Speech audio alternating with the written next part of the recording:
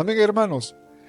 Es importante que entendamos que para todo cristiano la lucha no va a ser fácil. El Señor nos llamó a librar una lucha, pero no una lucha como la librábamos antes. Antes, ¿cuántos eran luchadores? ¿Cuántos éramos luchadores? ¿No? Nuestro lema era luchar por la justicia. Pero Dios, en su infinito amor, sabiendo que andábamos en la carne, ¿cuántos aún andan en la carne? No sé, algunos, no veo un alma acá, así, no puedo ver su alma. Estoy viendo la carne acá, ¿amén? A ver, mira a su hermano, ¿qué ve? Carne. ¿No? A ver, para que lo entendamos. Romanos capítulo 10, verso 3. Pues no quiero que se confunda. Ay, pastor, vamos a abrir una carnicería acá. Romanos capítulo 10, versículo 3. Dice la palabra de Dios. Pues aunque andamos en la carne, no militamos según la carne, porque las armas de nuestra milicia no son carnales, sino poderosas en Dios para la destrucción de fortalezas. ¿Cuántos dicen amén? Sí, lo vuelvo a leer. Porque aunque andamos en la carne, no militamos según la carne, porque las armas de nuestra milicia no son carnales, sino poderosas en Dios para la destrucción de fortalezas. Mire, o sea que no va a estar en nuestros pensamientos ni en nuestro corazón la forma en la cual vamos a librar la batalla, sino que Dios nos ha dado armas poderosas, pero en Él, que cumplen un propósito, y el primer propósito lo dice en el versículo 5. Hey, la primera lucha que vas a tener es esta. Verso 5 dice, derribando argumentos y toda altivez que se levanta contra el conocimiento de Dios y llevando cautivo todo pensamiento a la obediencia a Cristo. ¿Cuánto decimos amén? Amén, iglesia. ¿Dónde es la primera lucha que vamos a librar? En nuestra mente. ¿Cuántos amamos a Cristo? ¿Cuántos decimos amar a Cristo? Amén, amamos a Cristo porque hemos sentido su amor y su amor operó en nuestro corazón. Antes habíamos muchos que hemos sido tal vez menospreciados, humillados, vejados, maltratados, violentados, pero cuando recibimos el amor de Dios, entendimos que tenemos un Padre bueno y que Él tiene poder para hacer todas las cosas nuevas. Pero hay todavía una lucha en los recuerdos, en los pensamientos, en la forma de proceder, en costumbres, en cultura. Y esto es humano, esto es terrenal. Y esto es contrario a la voluntad de Dios. ¿Cuántos hemos entendido que Dios quiere hacer cosas nuevas en nosotros? Entonces, para que esas cosas nuevas sucedan, tenemos que entenderlo, tenemos que comprenderlo. No solamente sentir el amor de Dios. ¿Cuántos sienten el amor de Dios? Todos. Pero tenemos que comprender y entender cuál es su plena voluntad. Por eso, las armas que Dios nos da es para derribar argumentos y toda altivez que se levanta contra el conocimiento de Dios. ¿Cuántos creen que las demandas que Dios nos hace son gravosas? No son gravosas. Eso es por falta de entendimiento, porque todo lo que Dios nos mande y demande va a ser para bendición. Dios no quiere que ninguno se extravíe. Que nos va a costar, sí nos va a costar, pero no va a ser gravoso, sino que va a ser para bendición. El hecho que Israel saliera de Egipto y caminara por el desierto, ¿fue gravoso? No, era un camino hacia la bendición. Era difícil, sí, pero traía bendición. ¿Cuál era la bendición? La tierra prometida. Así que lo que Dios tiene planeado para ti, no tomes que es gravoso. Tal vez el momento o circunstancia que puedas estar pasando sea difícil y te vaya a costar, porque el camino del Señor nos va a costar. Pero ¿sabe qué es lo que nos cuesta? El negarnos a nosotros mismos. Por eso dice, derribando argumentos y toda altivez. Es que nos hemos acostumbrado. Es que tenemos pareceres, pero no se trata de pareceres ni de costumbres, sino de lo que Dios quiere que hagamos. Y esto va a ir en contra, tal vez, de lo que nosotros hemos planeado. Así que el derribar la altivez está hablando ¿a qué? A orgullo. ¿Amén? Está hablando del orgullo. Entonces, es difícil lograr la unidad cuando hay orgullo. La altivez se refiere al orgullo. ¿Y qué es lo contrario al orgullo? A ver. ¿La qué? La humildad. Díganle que está a su lado. Hermano, tienes que ser humilde.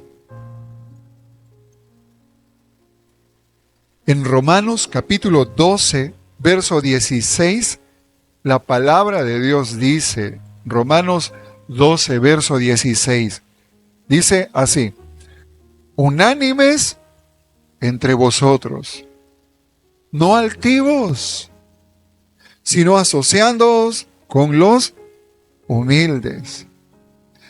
No seáis sabios en vuestra propia opinión. Hermano, qué bueno es cuando los cristianos nos juntamos y conversamos acerca de las Escrituras. Lo malo es que cuando conversamos y metemos nuestro pensamiento y lo queremos establecer como si fuera la palabra de Dios. ¿Qué es lo que Dios nos dice? ¿Cómo tenemos que ser? Mansos y humildes. ¿Qué dijo el Señor Jesús? Aprendan de mí, que soy manso y humilde de corazón. Aquí ninguno tiene que tener el pensamiento que es mejor que el otro. ¿Ya? Así vengas de repente con tus zapatillas Nike o tus Adidas, ¿no? O tú traes tus Tigre. Antes usábamos las Tigre. ¿Cuántos se acuerdan de las Tigre? Esas del colegio, ¿no? Esas eran guerreras santas. Y tenían que durarnos todo el año. Si se rompían, había que coserlas. Andábamos ahí. Hermano, no es... el ser humilde no se trata de solamente que tengas menor concepto de ti mismo, sino que el ser humilde se trata de que pienses menos en ti y pienses más en los demás. Y eso es nadie tenga el mayor concepto de sí mismo.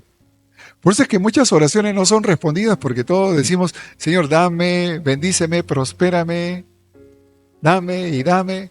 Pero cuando dice Señor, provee, da, suple, sana, el Señor se encarga de lo tuyo. ¿Amén? ¿Cuántos creemos eso? ¿Cuánto lo hemos comprobado? La humildad nos lleva a pensar más en los demás. Por eso en Romanos 12, 16 dice: unánimes entre vosotros. La humildad que produce unidad. Cuando hay altivez, crea discordia. Qué difícil es mezclarse con una persona altiva. Por eso dice: no altivos, sino asociándoos con los humildes. Amén. Amén, iglesia. ¿Con quién tenemos que asociarnos? Con los humildes. Dígale que está solo: voy a asociarme contigo. ¿Ah? Entonces, humildad tiene que ver con alguien que no se cree superior a los demás. Amén. Alguien que no se cree superior a los demás. Eso tiene que ver con la humildad. Eso es aprender a vernos como Dios nos ve. Jesús mismo, cuando hace referencia a Juan, dice: no hubo otro profeta nacido de mujer mayor que Juan. Imagínense la declaración que hace Jesús, hablando de Juan, hablando del llamado de Juan. Ahora, si no hubo otro profeta mayor que Juan, ¿cómo era Juan? ¿Dónde vivía Juan? En el desierto. ¿Qué comía Juan? Miel con insectos. ¿Cuántos de aquí somos humildes? ¿Un día vamos a comer miel con insectos? No es para tanto, eso no tiene que ver con lo mismo. Pero eso dice de lo que Juan buscaba. Mientras los fariseos y los saduceos, ellos andaban bien vestidos, poniendo cargas sobre el pueblo, pero no mostraban el amor ni la misericordia. Y esa fue la demanda que Dios les dijo. Ellos venían a exigir y pedían muchas cosas. Y pedían que se dieran las ofrendas y que se entregaran los diezmos. Y cuando le preguntaron por eso, el Señor dijo: ¡hey! ¿Y dónde quedó el amor y la misericordia? Es necesario que hagan esto, pero sin dejar de hacerlo primero. Es un mandato de parte de Dios.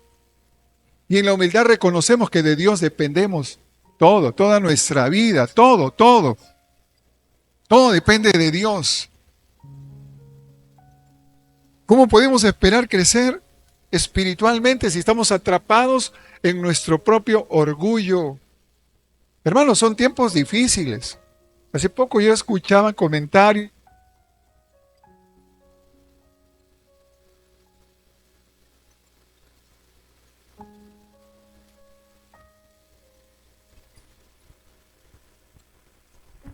Gracias.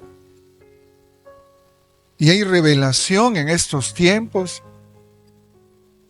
de que el tiempo de la venida del Señor está cercano. Yo no quiero alarmar, no quiero asustar. Al contrario, la iglesia se tiene que alegrar. Porque para eso nos reunimos, para eso congregamos, para eso recibimos la palabra. Ese es el propósito, ¿no? ¿Ah? Estamos en el mundo, pero no somos de este mundo. Nuestra ciudadanía está ahí arriba en los cielos. Entonces, si los tiempos están cercanos, tenemos que ser una iglesia que ha sido consagrada, separada, para andar en los caminos de Dios. Y tenemos que entender eso. Un cristiano no es porque viene los días domingos acá, es parte, no le digo, porque la Escritura dice no dejando de congregar, pero tenemos que reflejar a Cristo allá afuera. Tenemos que ser sal, tenemos que ser luz. Tenemos que cambiar nuestra manera de pensar, sin juicio, sin condenación, quitando costumbres y sobre todo las malas costumbres, los malos hábitos, levantando un altar de oración cada día. A veces hemos hablado siempre de la dureza del corazón del pueblo de Dios, de los judíos. Pero los verdaderos judíos, ustedes saben que oran 3 veces al día y conocen la Torá y están meditando en la palabra y eso le enseñan a sus hijos desde pequeños. ¿Cuántos estamos haciendo eso? ¿No cree que debe haber un cambio? Y nosotros como cristianos, ¿qué estamos reflejando? Si hemos recibido el reino de Dios por gracia, o sea, sin merecerlo. Nosotros hemos sido adoptados, ellos han sido pueblo escogido, desde el principio fueron escogidos. Ahora, nosotros somos un pueblo redimido, adoptado, por gracia. ¿No deberíamos estar nosotros más agradecidos que sin ser pueblo, ahora lo somos? ¿No deberíamos buscar más la presencia de Dios, meditar en su palabra, alimentarnos de ella para cumplir la voluntad del Padre bueno, el cual ahora conocemos? ¿No es eso lo que tenemos que hacer? Pero ¿saben por qué no ocurre eso? Por falta de humildad. Eso es lo que tiene que cambiar en nuestra manera de pensar. A veces priorizamos más otras cosas que a Dios. A veces podemos dedicarle más tiempo a otras cosas que a meditar en la palabra de Dios. Y tiene que haber cambios, iglesia. ¿Cuántos nos queremos someter a esos cambios de parte de Dios? Yo quiero ser un verdadero hijo de Dios, quiero ser un cristiano. No quiero que me sorprenda la llegada del Señor y quedarme aquí en la tierra. Porque Él dice que los que permanecen, dice que van a ir a su encuentro. Y tenemos que decidir ir al encuentro del Señor. Pero tiene que haber un cambio, tiene que haber cambios en nuestra vida. ¿Cuántos pueden decirle, Señor, yo quiero cambiar de corazón, yo quiero cambiar mi manera de pensar, enséñame a ser humilde? Entonces, la verdad y la realidad de las cosas es que si vamos a muchas iglesias, incluso, espero que acá no, hermano, no quiero engañarme, no quiero equivocarme. Pero a veces pueden ir ustedes a muchas iglesias, a ver al líder o al pastor, ¿no? En una posición y no, conversa con el que está a cargo contigo. No, ¿usted con quién? No, el pastor no. Yo solamente con los líderes. No es así. ¿Ustedes tienen cercanía a nosotros o no? Una vez me dijeron, es que pastor, lo vemos así como a Brad Pitt y Angelina Jolie, el de lejos. Oye, ni tanto le digo. Brad Pitt será, pero de Pitt nada. No, lo vemos como artistas. No. Ey, no. No nos equivoquemos. Jesús fue el mayor ejemplo de humildad. Yo siempre lo tengo grabado en mi alma y en mi corazón. Miran al Señor lavando los pies de sus discípulos. A ver, en la próxima reunión de líderes preparen sus pies, por favor. No quiero ser sorprendido. Pero la humildad nos hace cambiar nuestra manera de pensar, ese chip que tenemos, derribando toda altivez que se opone contra el conocimiento de Dios.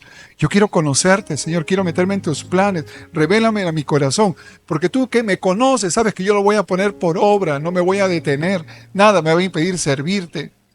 El apóstol Pablo en su carta a los romanos habla de una declaración hermosa. Nos dice cómo el enojo, la ira de Dios por un pueblo duro, pero también habla de el amor, el favor de Dios enviando a su Hijo para que sea entregado por amor a nosotros, y nos comienza a describir la forma en que los cristianos tenemos que vivir, separados para Él. Y eso es lo que tenemos que considerar ahora. Tenemos que vivir la vida cristiana, que es una vida santa, alejada de la realidad en la cual nos podamos encontrar, de los afanes, de los peligros que abundan en el mundo actualmente. Porque los tiempos son malos, los tiempos son malos. Y la humildad no es simplemente un concepto, sino que es una práctica diaria. Tiene que ser una elección consciente. Tú tienes que elegir ser humilde. ¿Cuántos elegimos hoy día ser humildes? Pero cierre sus ojos un momento y diga así con el Señor, no conmigo, porque acá lo podemos decir de la boca. Señor, hoy elijo ser humilde para ponerte a ti y a los demás antes que a mí mismo. Amén. Abra sus ojos. Algunos se me estaban durmiendo. Mire, la humildad nos permite reconocer que quienes están alrededor nuestro, Dios también tiene un plan maravilloso para ellos. Eso no nos permite desechar a nadie. Y si tú crees que lo que Dios te pide es gravoso, ay, si te dijera lo que Dios le demandó a Oseas: cásate con la prostituta, forma una familia, un hogar. Y Oseas, ¿qué hizo? Se metió en los planes de Dios, porque Dios quería graficar así literalmente cómo era el amor de Dios por su iglesia, que a pesar que pecaba, que estaba haciendo lo malo, tenía la paciencia de recuperarla. El Señor tiene paciencia con nosotros, pero ¿hasta cuándo? Hasta su llegada, el día de su llegada. Luego viene el juicio, la tribulación y todo lo que va a acontecer en los tiempos postreros. Pero nosotros, hermanos, tenemos que estar preparados. Habla de una iglesia vestida de lino fino. Habla de una iglesia santa, pura y sin mancha. Y si queremos lograr eso, tenemos que ir por el camino de la humildad. Amén. En la humildad aprendemos a reconocer nuestros errores. Aprendemos a reconocer que nos equivocamos y dejamos de justificarnos. Eso es lo que nos da la humildad. Como cristianos, como hijos de Dios, tenemos que esforzarnos por practicar la humildad, hermanos. En Mateo capítulo 7, verso 12, acá habla sobre una regla de oro. Mateo capítulo 7, versículo 12. Dice la palabra de Dios: así que todas las cosas que querráis que los hombres hagan con vosotros, así también haced vosotros con ellos, porque esto es la ley y los profetas. Esto es la ley y los profetas. ¿Qué es lo que espera Dios que hagamos con los demás? Lo mismo que quisiéramos que hagan con nosotros. ¿Cuántos aún aquí nos equivocamos? ¿Y cuántos queremos que nos perdonen? Perdone también usted. Esté pronto a perdonar. No solamente vea la falta, la ofensa.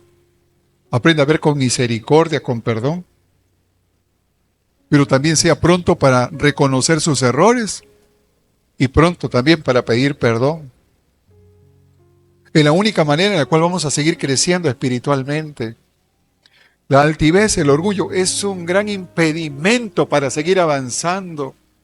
El apóstol Pablo, cuando se presentaba, decía: yo, siervo de Dios, yo, deudor Mire cómo se expresaba Pablo, deudor, siervo de Dios. No me avergüenzo. ¿De qué? Del Evangelio, porque es poder de Dios. Esa es la forma en la cual Pablo se expresaba. Si en estos tiempos hubiera un Pablo, imagínense, yo creo que ahora sí ya toda carne se convertiría. Porque era un testimonio fiel, un fuego ardiente en su corazón. Y eso es lo que hace falta. La otra vez, el domingo pasado, fue en la reunión de líderes. ¿Cuánto hace falta para encender un incendio? Solamente un carbón encendido. Si acá nada más hubiera un carbón encendido, esto estaría reventando. ¿Y qué nos está haciendo falta si tenemos todo lo necesario? Tenemos su palabra, tenemos su Espíritu Santo, contamos con su presencia, el favor de Dios. Si todo eso está aconteciendo con la iglesia, ¿por qué no estamos creciendo? No solamente me refiero en número, sino espiritualmente. Tenemos que estar fortalecidos. Amén, iglesia. Pero eso ocurre cuando reconocemos quién es el Señor. Y para reconocer al Señor tenemos que ser humildes. No hay otra forma. Si aún seguimos pensando más en nosotros que en Dios, si seguimos pensando más en nosotros que en los planes de Dios, no va a pasar nada. Vamos a pedir y nuestras oraciones también no van a hallar respuesta. En Mateo 17, 12 al 13, el Señor Jesús, hablando acerca de Juan el Bautista, declara y dice: mas os digo que Elías ya vino y no le conocieron, sino que hicieron con él todo lo que quisieron. Así también el Hijo del Hombre padecerá de ellos. Entonces los discípulos comprendieron que les había hablado del Juan el Bautista. Mire, por no practicar la humildad, podemos dejar de ver el potencial que puede haber en las personas que están alrededor nuestro. Porque a veces podemos pensar de nosotros con un concepto superior. No lo decimos, pero ahí está en nuestro pensamiento.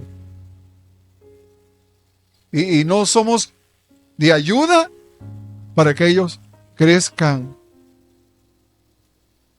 ¿Qué le dijo el Señor Jesús a sus discípulos? Es necesario que yo me vaya para que venga sobre vosotros el Espíritu Santo. Y cuando reciban el Espíritu Santo, recibiréis poder. Ahora, ¿cuántos hemos recibido poder? Todos. Todos los que hemos creído. Todos los que estamos en el Señor Jesús. Entonces necesitamos practicar más la humildad en nuestras vidas. ¿Y dónde la ponemos en práctica? ¿Aquí en la iglesia? ¿En el trabajo? ¿Cómo van a creer que eres cristiano?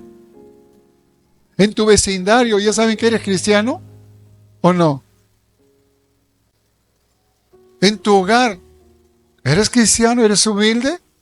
Es ahí donde tenemos que practicar la humildad. Venían y constantemente tentaban al Señor Jesús. Y hablaban con respecto al adulterio. Le hablaban con respecto a pagar tributo a César. Y constantemente le tentaban. Pero él siempre respondió con la palabra y con humildad. Y él hablaba de parte de Dios. Y tú puedes ser humilde, pero cuando hablas de parte de Dios, ¿sabes qué va a pasar? Hablas con autoridad.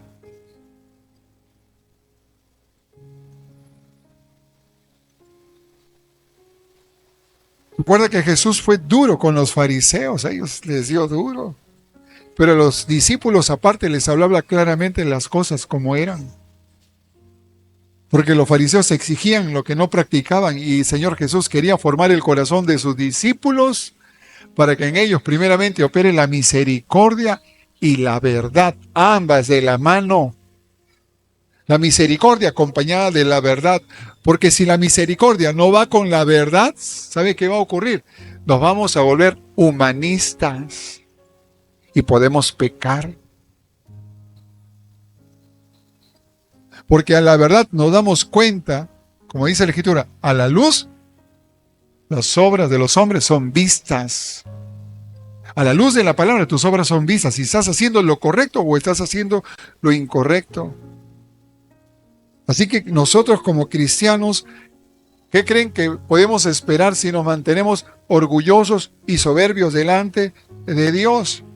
Esos que siempre están aplastando a los demás, imponiendo su manera de pensar, no verdaderamente operan por la fe, sino que se creen que ocupan un lugar por sus logros, por sus hechos. Recuerden lo que la Escritura dice: Dios resiste a los altivos.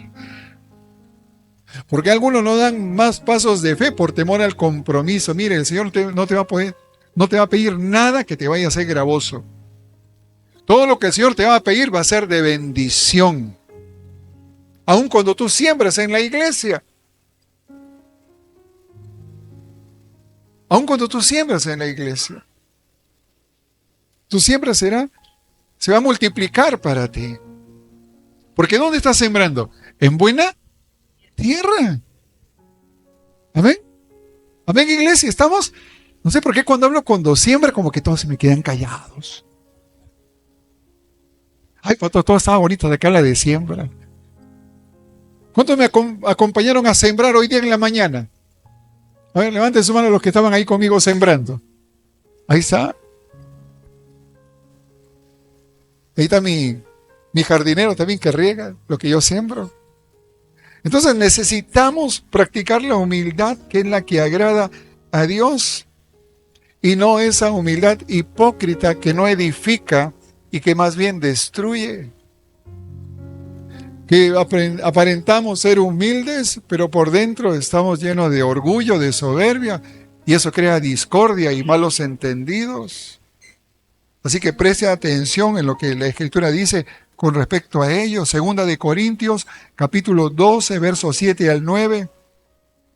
El apóstol Pablo, en este ejemplo que está en la Biblia, nos ayuda mucho en esta afirmación. Segunda de Corintios, capítulo 12, versos 7 al 9, dice el apóstol Pablo: y para que la grandeza de las revelaciones no me exaltase desmedidamente, me fue dado un aguijón en mi carne, un mensajero de Satanás que me abofetee para que no me enaltezca sobremanera, respecto a lo cual 3 veces he rogado al Señor que lo quite de mí, y me ha dicho: bástate mi gracia, porque mi poder se perfecciona en la debilidad. Por tanto, de buena gana me gloriaré más bien en mis debilidades, para que repose sobre mí el poder de Cristo. ¿Cuánto decimos amén? Hermano, hasta que no pasemos tal vez algo así, no lo vamos a entender. Ya casi 2 décadas en el cual mi cuerpo fue afligido, y yo, líder en la iglesia, me sentía seguro. El pastor decía: hay que hacer esto, ya vamos, y lo hacemos, y ya, sí, ya entiendo. Y yo no sé si estaba más seguro de Dios o de mis fuerzas. O sea, 20 años atrás, ¿cuántos años tenía? No, mejor no se lo digo. Y hasta que fue tocada mi carne, y fui afligido, y fui abofeteado, y fui zarandeado. Ahí donde reconocí verdaderamente que mi vida depende de Dios, que mis fuerzas estaban en Él. Ahí donde entendía lo que el apóstol Pablo decía: para que la grandeza de las revelaciones no me exaltase desmedidamente, me fue dado un aguijón en mi carne. ¿Cuánto más nos debemos gloriar en nuestras debilidades, en las pruebas, para que el poder de Dios se manifieste sobre nosotros, sobre nuestras vidas? Pero muchos a la menor prueba, dificultad, ya están tirando la toalla y dicen: para esto he decidido seguir a Cristo. No, hermano, sigue adelante, no temas, no desmayes. Dios ha prometido estar con nosotros todos los días. Amén, iglesia. Esto se trata no solo de nosotros, sino se trata de Él. ¿Quién es Él? La pregunta es: ¿quién es Dios? ¿Quién es Dios para ti? ¿Qué lugar le estás dando en tu vida? ¿Le estás dando el primero? ¿O le estás dando lo que queda de tu tiempo? ¿Meditas en Él, en sus mandamientos? ¿O te acuerdas solamente cuando tienes una necesidad? Aunque no lo crea, ese tipo de pensamiento muestra altivez y orgullo. Pero no, si yo soy humilde, yo no le pido nada a nadie, vivo tranquilo. Pero al no hacer la voluntad de Dios, no considera lo que Dios quiere que tú hagas. ¿Y cómo se llama eso? Cuando tú quieres seguir haciendo lo que quieres. Rebelde. Sigue siendo rebelde. Y cantas todavía, soy rebelde porque el mundo me hizo así. Y no, el mundo no te hizo así. Es tu manera de pensar. Derribando toda altivez y todo argumento que se levanta contra el conocimiento de Dios. Son armas poderosas que Dios nos da. Su palabra para derribar esos pensamientos. Es la única manera de poder decir, nueva criatura soy, las cosas viejas pasaron y ahora todas son hechas nuevas en el nombre de Jesús. Amén, iglesia. Eso es lo que tenemos que buscar.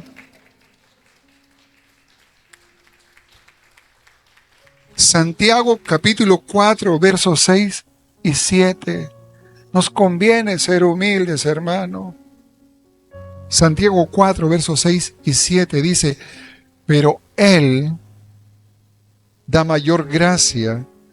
Por esto dice, Dios resiste a los soberbios y da gracia a los humildes. Someteos, pues, a Dios, resistid al diablo y huirá de vosotros. ¿El diablo con quién no está? Con los humildes. ¿Y el diablo con quién anda abrazado? Con los soberbios. Por eso Dios resiste a los soberbios. Amén. Un cristiano lleno de altivez es una piedra de tropiezo para el crecimiento de los demás. Miren, no estoy hablando de alguien del mundo, estoy hablando de un cristiano orgulloso, soberbio, altivo, que no reconoce la voluntad de Dios, que no quiere practicarla, que no quiere ponerla por obra, que no se sujeta, que no se somete, viene a ser piedra de tropiezo para los demás. Hiere, humilla, causa caos, conflicto, tropiezo. Necesitamos reconocer que estamos mal en esa condición espiritualmente y reconocer nuestra necesidad de Dios para que la voluntad de Dios, que es buena, agradable y perfecta, se cumpla sobre nosotros. Y el mejor ejemplo de humildad, ¿en quién lo tenemos? En Cristo. En Cristo. Filipenses, capítulo 2, versos 5 al 8. Hermanos, si después de esta mañana seguimos siendo los mismos, asegúrese de que tenga bien limpios los oídos, porque la Escritura dice que el que tenga oídos para oír, oiga. Oigamos, estemos atentos y pongamos por obra. Filipenses 2, versos 5 al 8 dice, haya pues en vosotros ese sentir que hubo también en Cristo Jesús, el cual, siendo en forma de Dios, no estimó el ser igual a Dios como cosa a que aferrarse, sino que se despojó a sí mismo, tomando forma de siervo, hecho semejante a los hombres, y estando en la condición de hombre, se humilló a sí mismo, haciéndose obediente hasta la muerte, y muerte de cruz. Si tú piensas que eres humilde, piensa en Jesucristo. Y piensa en lo que Él ha hecho por amor a ti y a mí. ¿Cuánto nos falta, en verdad, para ser humildes? ¿Cuánto reconocemos que nos falta para ser humildes? Estamos en ese proceso. Pero ¿cuántos queremos serlo de corazón, de verdad? Yo creo que todos. Entonces, hermanos, consideremos el sacrificio hecho por el Señor. Consideremos a aquellos hombres que, aceptando el llamado del Señor Jesús, no se enseñorearon en la iglesia, sino que fueron ejemplo. Pablo diciendo, siervo de Dios. No, yo el apóstol Pablo, el que vengo de todas las naciones a predicarles acá. Por favor, pónganme un púlpito de acero inoxidable. No. Se acercó ahí y encontró un altar que decía al Dios no conocido. Y de ahí comenzó a pregonar, a predicar, a enseñar. Hermanos, para enseñar, predicar a otros, tenemos que conocerle. Y para conocerle, tenemos que ser humildes y no altivos. Que se quite toda soberbia, toda altivez de nuestro corazón, para que el Señor nos hable y nosotros estemos atentos y dispuestos a practicar su palabra, la palabra de justicia, de verdad y de misericordia. Amén. Vamos a orar.